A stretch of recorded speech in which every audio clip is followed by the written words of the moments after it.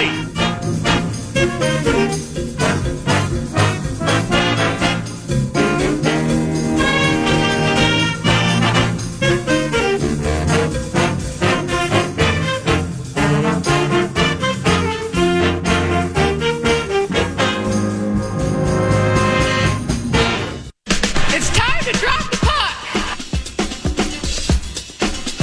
Yes, it's time to drop the puck on the State Fair 2024. And, well, here we are, day one of the Great Minnesota Get-Together. This is 9 to noon, but it's 9 to 11 today with the PJ Fleck Show. PJ Fleck and the Golden Gophers crew will be here at 11 a.m. for the PJ Fleck Show. So this is 9 to 11 from Carousel Park in the shadow of the grandstand. Regularly 9 to noon, FM 100.3, KFAN. We work, you play. We being Paul Allen and producer Eric Nordquist. We work, you play. So hurry, step right up. Behold the three-chinned cartoon character standing beside the hairy beast. Behold, it's KFAN and all of the greatest shows on earth from the Great Minnesota Get-Together. What's up? This is great and all, but this time of the year, all I really start to think about is how the Minnesota Vikings are going to win every single game during the course of the season. Now, aggregators and those within that social media covenant, the announcer did not say the Minnesota Vikings are going to win every single game this season, but that doesn't mean the announcer does not think how the Minnesota Vikings cannot possibly win all their games this season. Maybe this will end up being super special. It's metaphorical to the beautiful grass in front of us now. The plush, thick grass in front of our booth at Carousel Park truly sometimes is metaphorical to a Minnesota Vikings season. I mean, look at it. It starts beautifully and with so much promise. Then you get repeatedly stepped on by the negatives, and by the end of the whole thing, it's all dead, and you start drafting new seeds. So entertain us, beloved football team. You serve us, not the other way around. Give us your best when your best is required, beloved purple puppies. And sometimes 9 to noon, well, sometimes with this radio show, the tail wags the dog. Watch this. So what's good with the 2024 Minnesota Vikings, and good morning? Good morning. Thank you, everybody. What's good with the Minnesota Vikings hanging out with us in the grandstand here, brought to you by Besher and Spence. E. What's good with the team right now? E. Well, we still have Justin Jefferson. Yeah. We just drafted Dallas Turner. Yeah. We have a front seven that's going to be deeper and more talented than I believe that it was last year. We still have one of the best play calling and offensive schemers from a passing standpoint in the NFL. We have a highly touted rookie quarterback and both knees.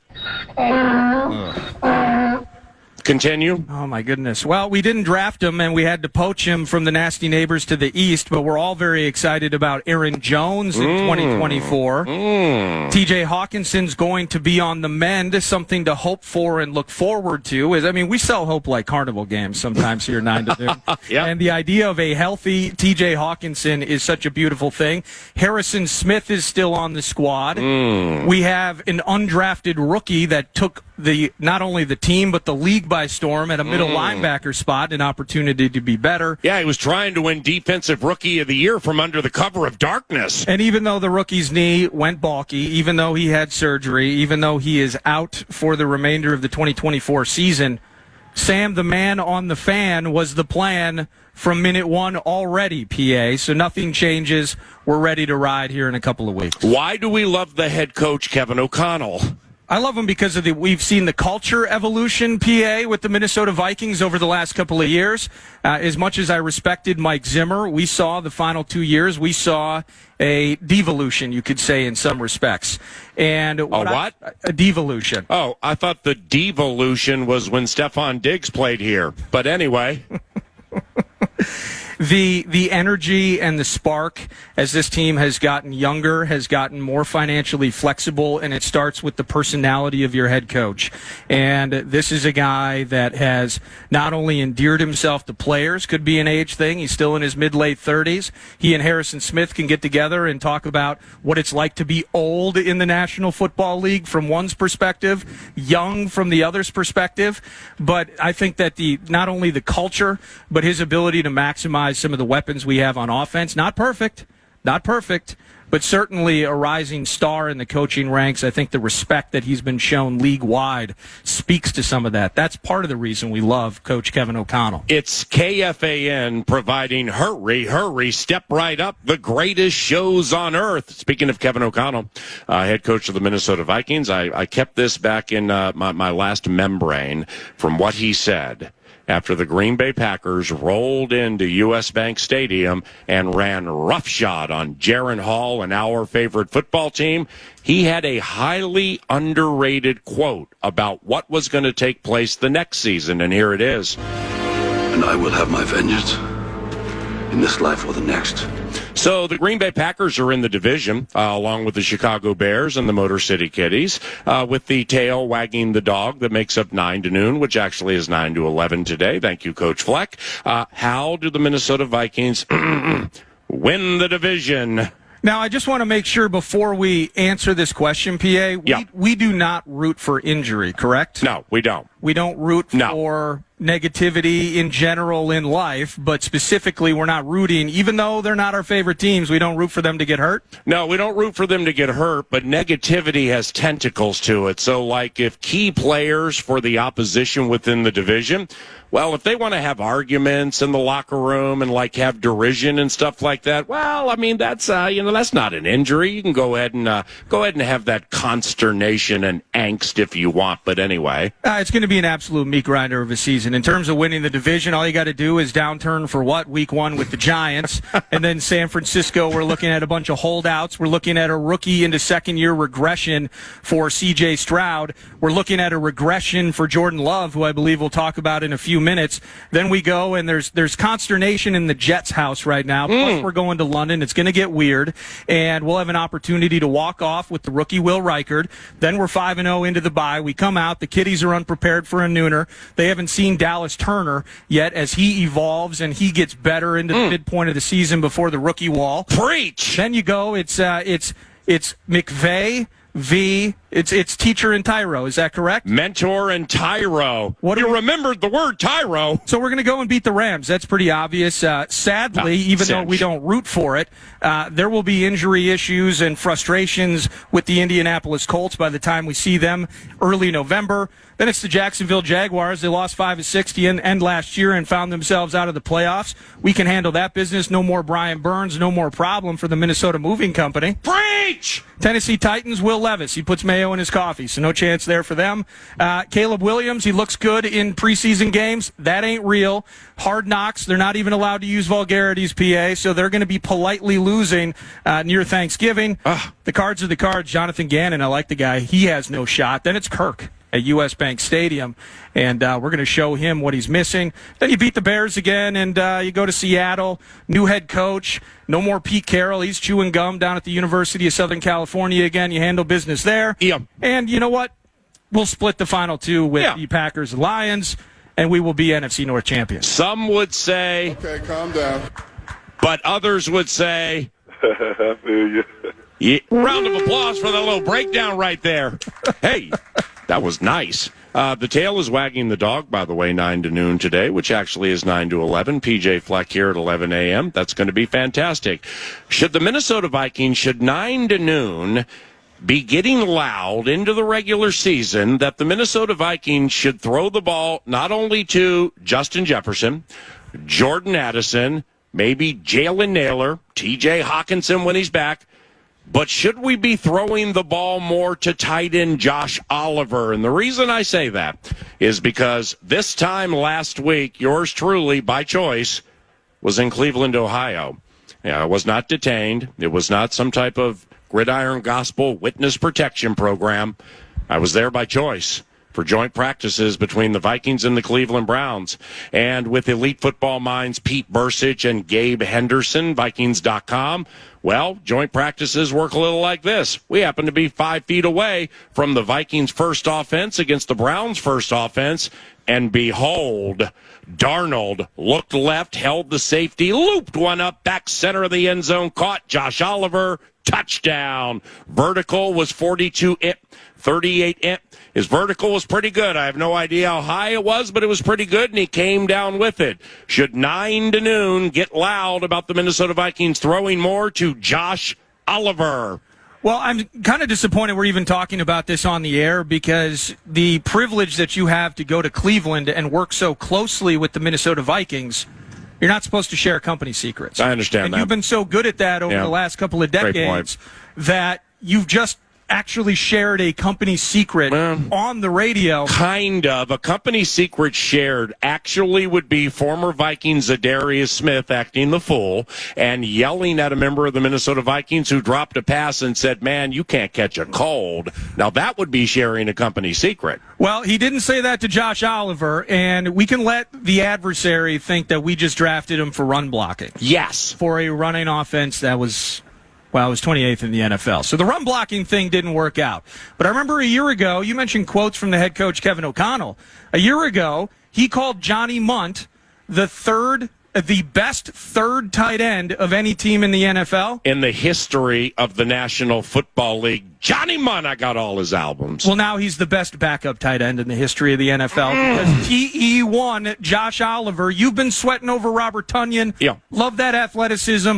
Oh, watch him go in open field. There's no doubt he can barely get on the field with the back spasms. Yeah. People will go into MetLife Stadium week 1 thinking about Robert Tonyan. Preach. They will leave en route to a home opener against the San Francisco 49ers dreaming of Josh Oliver. What?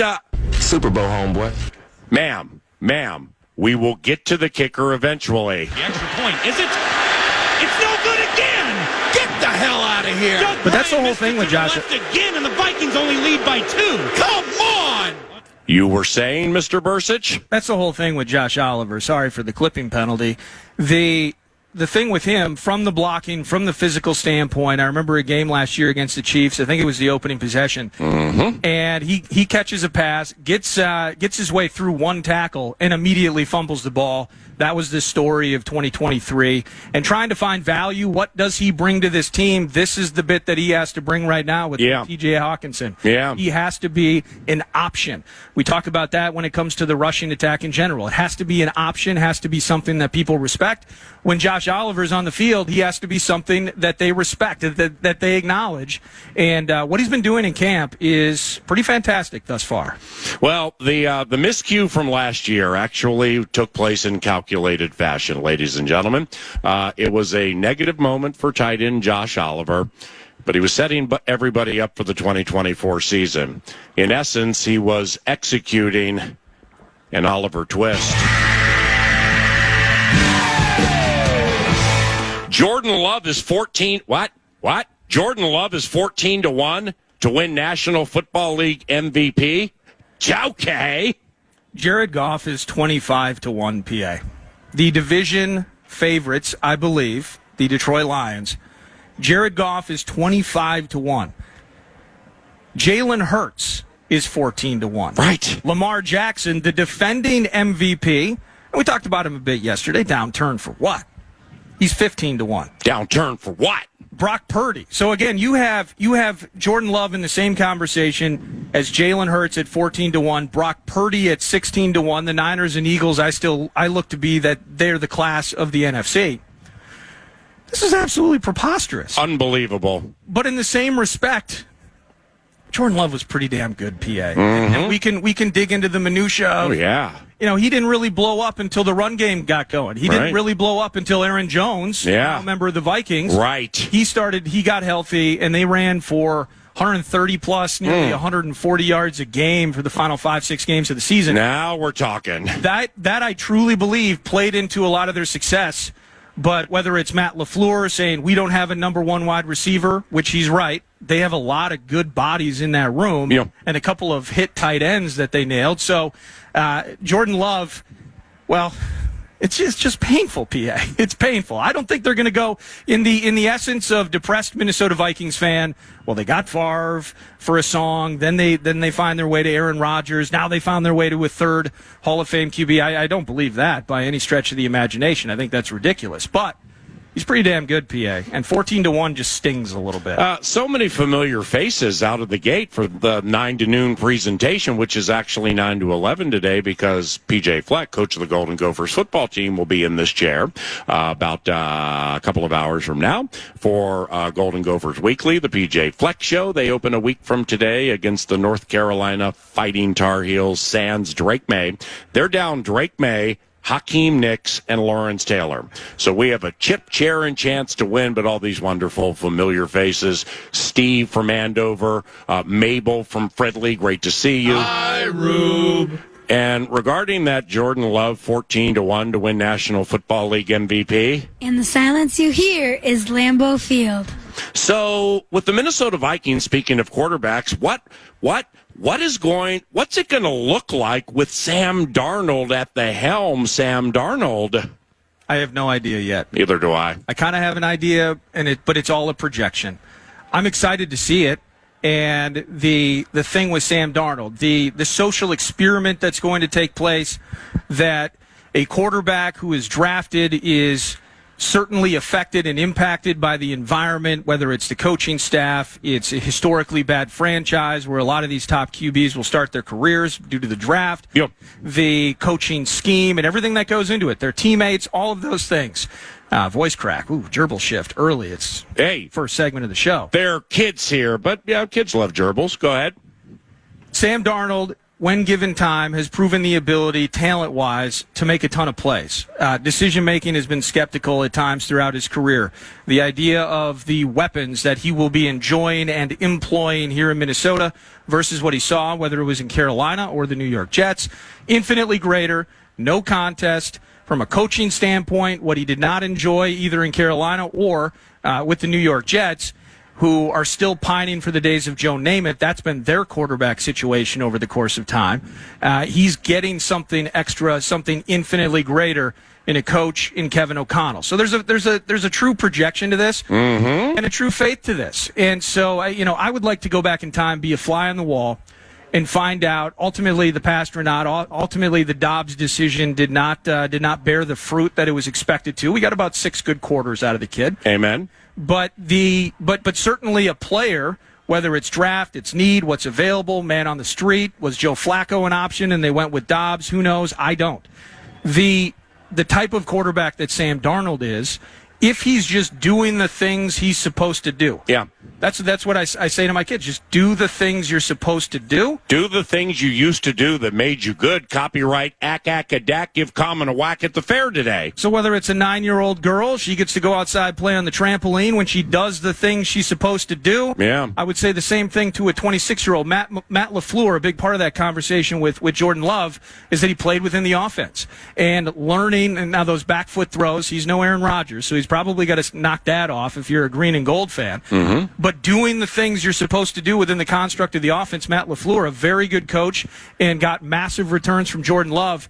Sam Darnold needs to do the things he's supposed to do within the construct of this offense. Love it. And Kevin O'Connell's going to get guys open. JJ's going to be open. Hawkinson when he's healthy. Jordan Addison when he's not suspended. These guys are going to be open. There are going to be opportunities. Throws a beautiful deep ball. Jalen Naylor, your nickname is Speedy. Show it, my brother. Be speedy. And so these are things in which if you do the things you're just supposed to do, Sam, he's going to throw a pick that's going to anger all of us. We're going to lose our freaking minds at some point. That's undoubtable. Well, they all do, including HOF Favre, Tracy Porter, Superdome across the body. Could have been a field goal. This is not Detroit. I mean, come on. Go ahead. But hopefully there are enough touchdowns and productivity along with that where we can wash those picks away as part of their charm, whether it was the Southern charm of Favre or now with Sam Darnold. So do the things you're supposed to do. Amen. And that goes into the projection, the trust, the amount of respect that we have for Kevin O'Connell in this offense. And so that's what it should look like. His throws, feathering it in motion, on line, when it's on time. It's a freaking beautiful thing. So you have to trust that that's what we're going to see in one form or another, hopefully earlier than later. Sam, the man on the fan. Darnold puts Anderson in motion. Sam Darnold goes to sneaking right up the middle and touchdown New York Jets.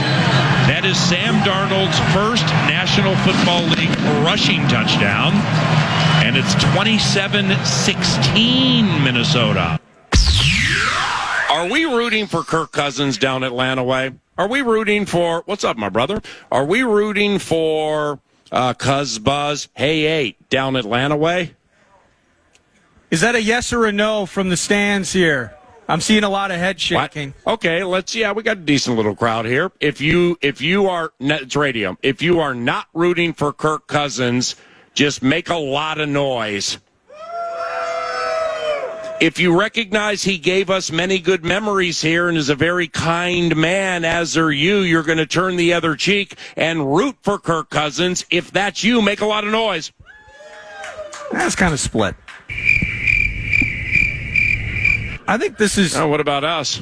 This is a tough time in the morning to ask you all that. I don't know if it was Como, if it was Snelling, but the line of cars and the parking, there's a bit of bitterness out there. I, for one... I'm kind of agnostic when it comes to whether to be for or against Kirk. Yeah. 100% respect what he did here through his 6 seasons. Yeah. He's quirky. He's weird. I love the guy.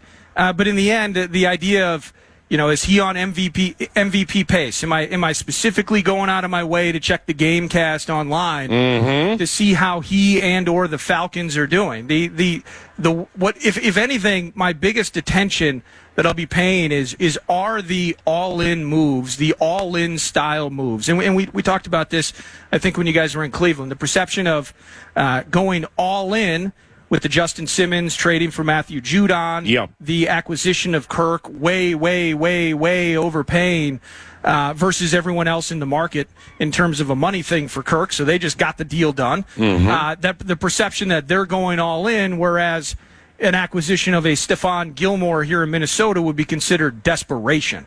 And so playing the semantics of that back and forth, I'm just interested to see if those moves pay off. I'm interested to see if Raheem Morris, who they made a mistake in letting go. If you remember him coaching the winless bunch when they came to U.S. Bank Stadium with no fans in 2020, they made a mistake of letting him go and picking up Arthur Smith, and now they corrected that mistake. Can he get the most of Bijan Robinson?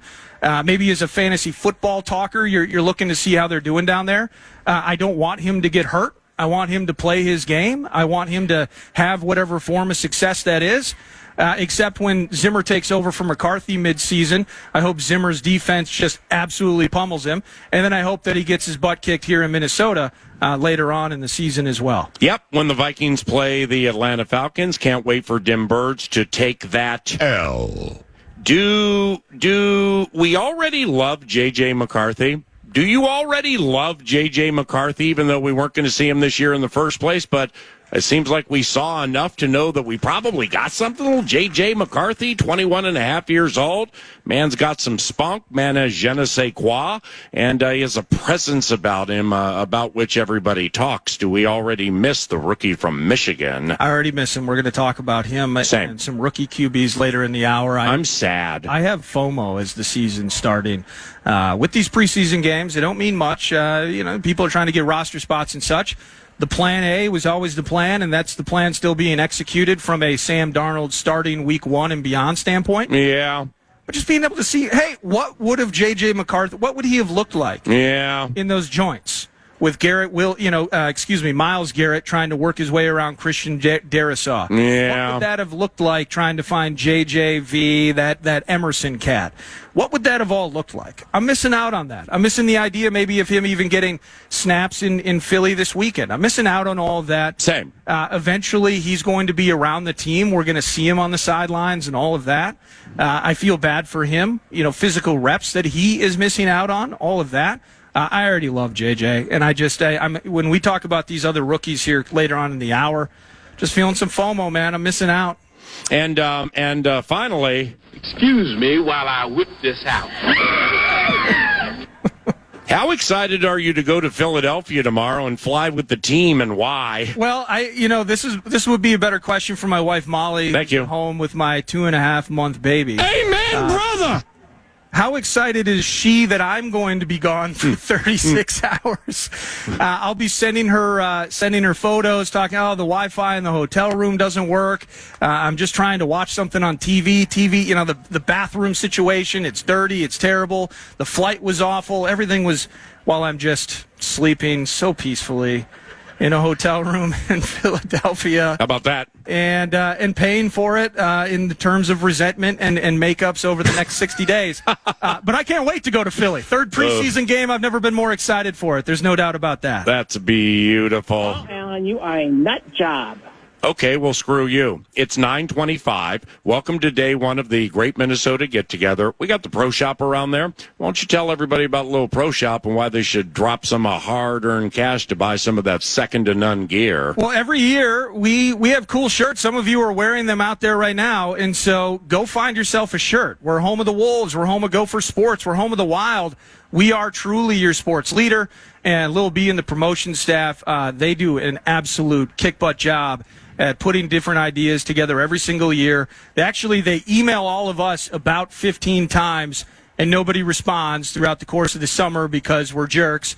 And then she eventually puts the ideas with her promotion staff together. But hats and T-shirts, a new cool Wolves color sweatshirt. There's a Nas and Ant shirt that's pretty sweet. Jefferson and McCarthy shirt. Very cool bits that we have this year. All of you Grummers. There's a hat that's program specific, excuse me. All right, 3-2. There's cool stuff. I'm just tripping over my tongue right now. That's a weird thing to say. But go check out the Pro Shop, absolutely. Especially the J.J. McCarthy 2024. Well, it's been crossed out. It's 2025, actually. It's a beautiful one. We had a part-timer with a Sharpie back there, only 10,000 units, and I think they're about a third of the way through. Ladies and gentlemen, on behalf of all of us at FM 100.3, KFAN, the sports leader, we thank you very much for listening to the radio station when you do, and many of you listen a lot, and for that we are grateful. And when we return, we will unfurl some more football conversation via NFC North Bites and Vikes Bites. Then Ryan Burns, Bow Hunting Burnsy. Today's going to be a Sky Yuma Thursday for 9 to noon. They play in a week. The Bow Hunter runs Gopher Illustrated, long-standing card-carrying member of the Love Covenant, and that will walk you up to PJ Fleck and the PJ Fleck Show right here from the fan booth at Carousel Park, adjacent to the grandstand. This is 9 to noon at FM 100.3 KFAN. Thank you, Maxwell Fuller, for guiding the great ship Love Covenant. He's Nordo. I'm Paul Allen. Welcome to the fair, ladies and gentlemen. Fan.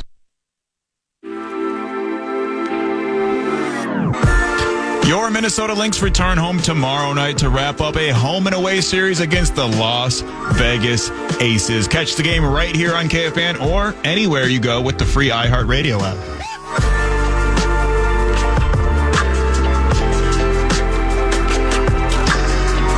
Everything you've ever wanted to know about a young man named Max Brosmer will take place here about 25 minutes from now with Ryan Burns. In the business, we call him Bow Hunting Burnsy. He covers the Golden Gophers in second-to-none fashion via Gopher Illustrated and at Ryan Burns MN via the tweet machine.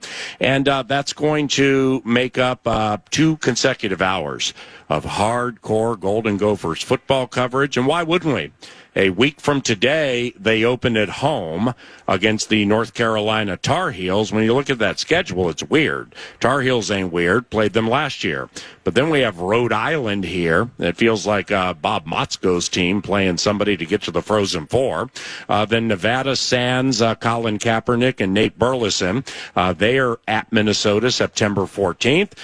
Then the battle for the Great Big Fat Pig. That takes place at Huntington Bank Stadium September 21st. But then it gets a little weird. Like USC's in the Big Ten. Let's just everybody remember that. USC, UCLA, and all that kind of stuff. So USC is at Minnesota October 5th, and then we are at UCLA October 12th. October 5th for the USC game, October 12th at UCLA, playing football in the Rose Bowl. Hey, if you can't get there for the Rose Bowl, then might as well play a regular season game there. And they close against the Scotties. That's November 29th. Bo Hunt and Bernsey at 10. PJ Fleck is here at the fan booth of the State Fair at 11 a.m. That's for the PJ Fleck show. That then Vikes Bites / NFC North Bites right now. And Vikes Bites / NFC North Bites always brought to you by Thousand Hills Lifetime Grazed Grass-Fed Beef. It's a Clearwater, Minnesota company. They're local. And speaking of the maroon and gold, their food, Thousand Hills grass-fed beef, is on the training table. These kids for the maroon and gold are eating Thousand Hills grass-fed beef, and Thousand Hills is heavily supportive of Dinkytown athletes and keeping the good ones local. And we'll be talking about PJ Fleck's local recruiting, by the way, because it sounds like he's doing some great things. But Thousand Hills, LifetimeGraze.com. You can buy the beef. It shows up on your doorstep in a box, which is awesome, or local Coburn's locations and local co-ops. NFC North Bites, PA. We talked about it yesterday. Will Reichert. He's kind of showing out at camp a little bit. This is a couple early. He's been absolutely unbeatable since. So I was thinking about it. Who was our previous kicker? I believe his name was Greg Joseph. Where is he now? He's with the Green Bay Packers. So I just searched, Green Bay Packers kickers. And I found this from the Dairyland Express. Oh, give it to us. The Green Bay Packers kicking competition is UGLY. You ain't got no alibi, you ugly. You ugly. Never heard anyone in my life who's more insane than Paul Allen. That's how they started this article here. Most teams don't even have 2 kickers taking up roster spots this preseason, but the Packers have a whopping 3. Anders Carlson's primary competition is Greg Joseph, with Alex Hale filling the third role. Alex Hale? Unfortunately, the article goes on, nobody's been able to separate themselves. Andy Herman has been with the Dairyland Express. He's been tracking their kicks during practices, joint practices, family night, and preseason games. Oh, this is great. Here's how the 3 kickers stack up so far. Ruining evenings of families for profit on the Fan. Tell us more. Alex Hale, he's been 11 of 16, which is a whopping 68.8% of field goals. That's nice. Anders Carlson, he's 50 of 62. That is 80.6. Yeah. And Greg Joseph, the leader of the pack, 52 of 64 for a jaw-dropping, brace yourselves, don't operate heavy machinery, move over to the side of the road.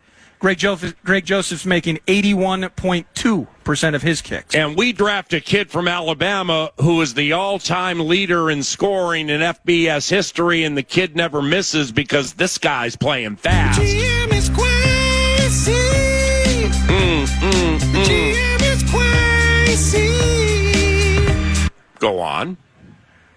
Since nobody instills confidence in the coaching staff, it's reasonable that Green Bay could look elsewhere for their Week 1 starting kicker.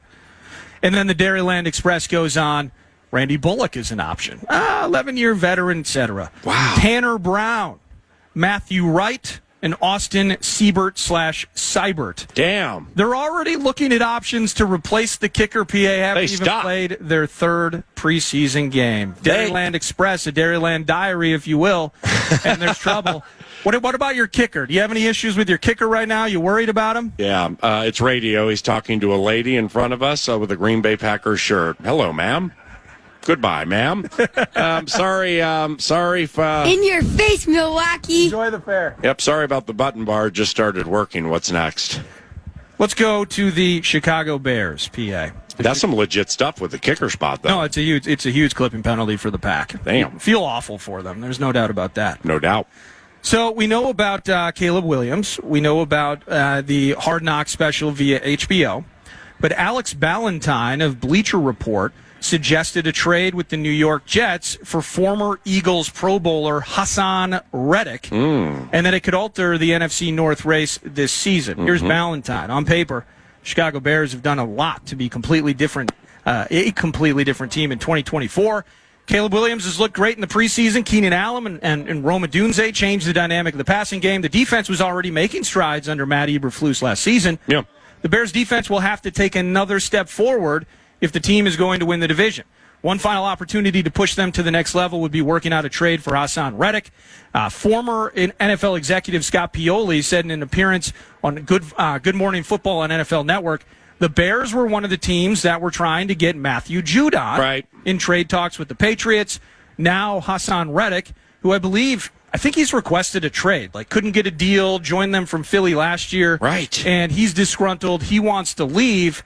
What if the Bears added Hassan Reddick to that mix? Well, that would further complicate things for everybody else in the NFC North to play with the likes of a Montez Sweat with an offense on the other side that has plenty of ballyhooed wide receivers, and they like their running back depth. So I guess when Darnold averages, 5 completions and 140 yards a game with a touchdown and a half a game to Justin Jefferson, they got somebody to best rush from the backside of Darnold to maybe cut into those numbers. I don't know. NFC North Bites brought to you by Thousand Hills. We'll end this with the Detroit Lions, PA. And I found this from the Detroit Free Press. Yeah. Dave Burkett /Burkett. Yep. Here's how he says it. Detroit Lions closed their last full practice of training camp, intra-squad scrimmage on Wednesday. Good work for their starters, who are not expected to play in Saturday's preseason finale. It was a lively practice, PA, with big hits, big plays, and simulated crowd noise. Until it all petered out when Penei Sewell went down with a foot injury, PA. Nope. So Penei Sewell. It's unfortunate. It is unfortunate. Yeah. Brian Branch, he says this, when Penei went down, I was like, oh, not Penei. Not Penei. Because, that's our number one offensive lineman right there. Yeah. Hopefully it wasn't nothing major or anything. I don't think it was, so just prayers up. Sewell was injured on the third play after the Lions returned from the locker room in a simulated halftime. We made the only Lions fan in the crowd walk away. Or maybe... Bro, we'll be serious here. You got the squad to beat in the division. You got the squad to beat in the NFC. So let us have a little fun here for a second with your Lions, okay? They're ballyhooed. They're highly touted until they're cowardly Lions. Trainers evaluated Sewell, and then minutes later he hobbled to the locker room under his own power with a trainer in tow. No word on the severity of the injury overall, but they've had to tread carefully with injuries this preseason, according to Burkett /Burkett. Yeah. As Jahmyr Gibbs is dealing with a hamstring. Wow. Sam Laporta, hamstring. Yeah. Kevin Zeitler on the O-line, shoulder. Rookie stud Terrion Arnold, chest. And even a backup tackle, Dan Skipper, with an ankle. Other than that, Miss Lincoln, how was the play? So we do not root for injuries. However, the Detroit Lions, definitely favorites in the division, a little hobbled, a little hurting right now. Dan Campbell's bunch needs some TLC before the season begins. NFC North Bites provided by Thousand Hills Lifetime Graze Grass-Fed Beef. This is 9 to noon from the Great Minnesota Get-Together, and everybody's having a funky good time. Isn't this great? We'll be right back. Find our Mall of America street team all fair long in Carousel Park and ask them about our Mall of America mystery cards where everyone is a winner. Get yours before they're gone for the summer.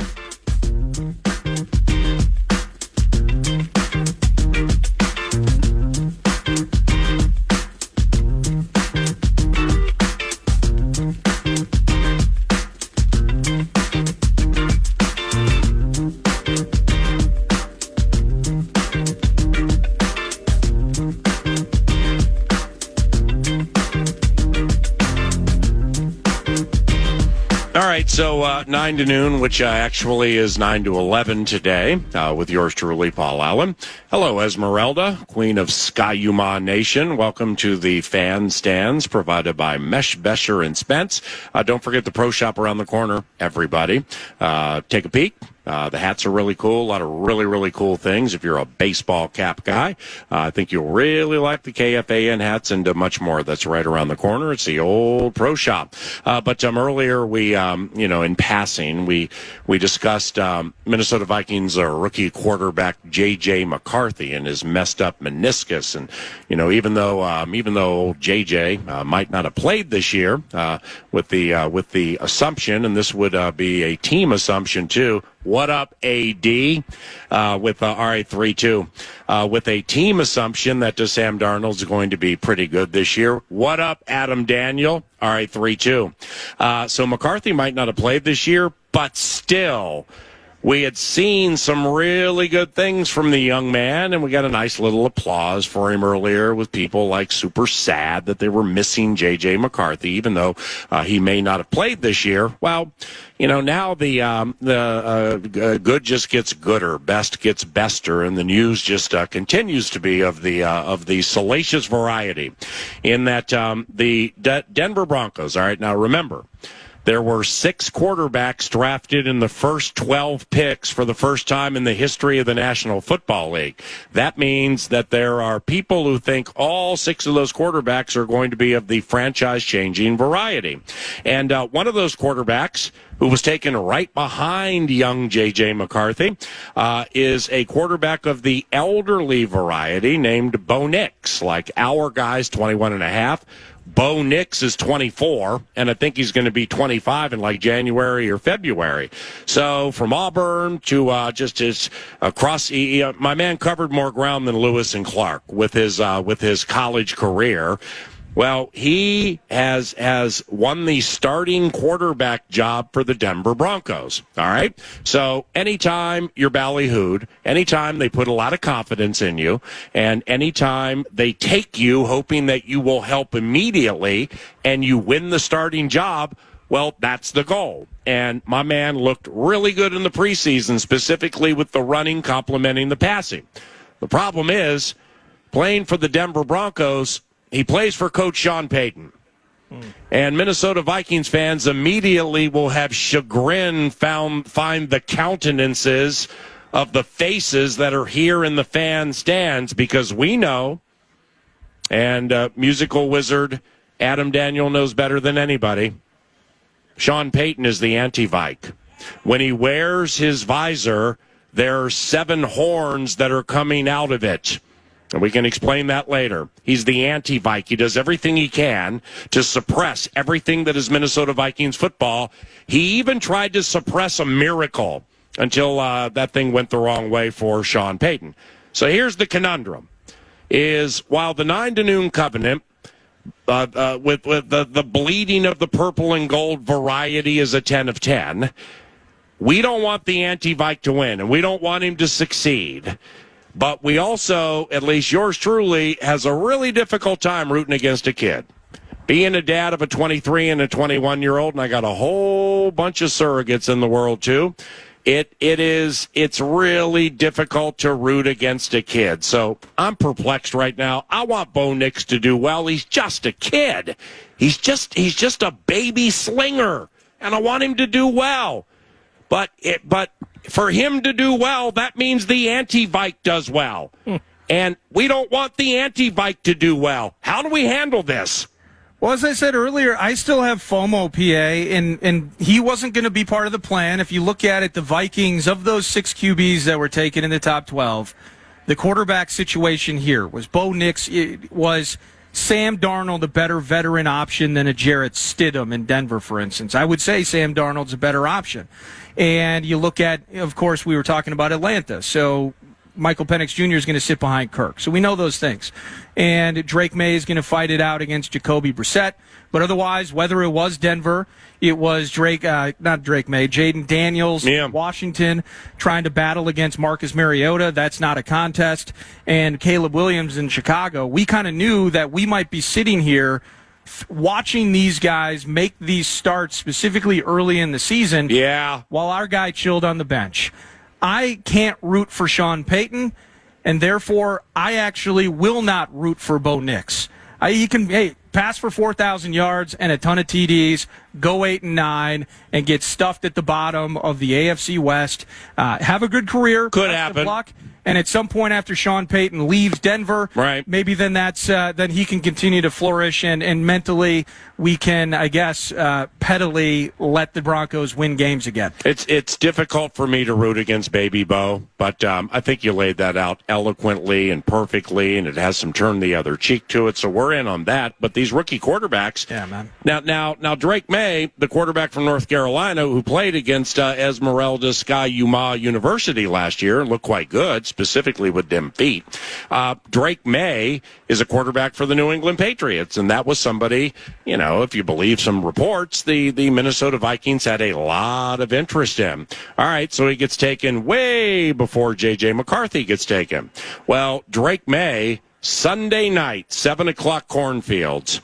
The New England Patriots are at FedEx Field taking on the Washington Commanders. And their starting quarterback job is going to be settled that evening. Drake May is playing to win that job. So your FOMO of missing out, even if McCarthy wasn't going to play the entire year, which would have been a really good thing because that means Sam Darnold was really, really good. I'm with you now on this FOMO, man. Drake May is probably going to win that job. And then now we're going to watch all these kid slingers throwing the ball all around the league. Watch Derek Carr go down for a game. Here comes Spencer Rattler going for 375 and 3. We just have to deal with it. It's our lot in life. And when we get that kid, like the shirt says that you can buy right now, Jefferson and McCarthy 2025 in. I absolutely love that. And that's the key. That's where the FOMO comes in. It's the plan, and we were all some of us weren't accepting of the plan. You see what he did against the Raiders, and suddenly that's my QB1 right there. Thank you. Against the Giants. No, thank you. Wouldn't have minded having him healthy, to be honest with you. Mm-hmm. Wouldn't have minded having him available week 8, week 9 if things get weird. Just to bounce around and be vivacious and effervescent. I mean, we spent the opening segment. I'm trying to sell you Vikings hope like they're trying to sell you your odds on a ring toss here at the Minnesota State Fair. He read every word from the Gridiron Gospel to share the good news of the 2024 Minnesota Vikings, and we were here for it. Front and back, and I didn't miss a word. But the key to it, though, is Sam is the plan. But watching these other kids, except for Penix, who they already see what they need out of Penix, PA. They don't even need to play him in the preseason game. They already know what they got. Yeah, put him on ice. Put him on ice, Paul. He's ready for the bench in the regular season. Seeing Drake May win that job, Bo Nix is pretty damn good. And we talked prior to the draft, just the age thing, and then, hey, half of his passes start from behind the line of scrimmage. And all of those things talking about, who we wanted into the draft and such. I was pretty harsh in terms of trying to pair up Bo Nix versus J.J. McCarthy versus Drake May, who I really liked as well. Drake May is going to end up really being another case, kind of like Sam Darnold, of does your environment and where you're drafted to impact your ability to develop and flourish? Bo Nix, he looks so good. And Peyton is an elite offensive mind. It pains me to say it. I'll have to ask for forgiveness later. But but rooting for him, I'm not going to root for him to fail, but it's not going to hurt my feelings if he gets off to a fast start. Understood. Now we pause. When we return, Bo Hunt and Burnsy, Ryan Burns with Gopher Illustrated will stop by. It's a yearly thing here at the Great Minnesota Clomp together, and we're going to pause right now because a dear friend of mine, one of the most accomplished pianists in the history of pianistology, has arrived. Now, I'm talking my friend, Billy Joel, Elton John, Liberace, Vladimir Horowitz, and Wolfgang Amadeus, and then my friend Adam Daniel. So I'm going to go embrace him, and we'll be right back.